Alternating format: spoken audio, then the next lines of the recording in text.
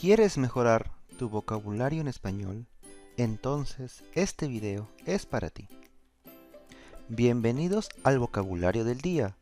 Hoy aprenderemos el significado de la palabra aparcar.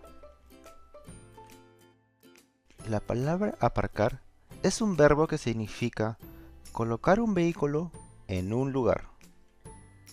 Ejemplos: vamos a aparcar el auto en ese lugar. Es muy importante aparcar en un lugar seguro. Es necesario que aparquemos el coche rápido. Podemos aparcar el auto en el subterráneo. Ellos ya vienen, se han ido a aparcar el camión. Acabo de aparcar mi bicicleta al frente de mi casa.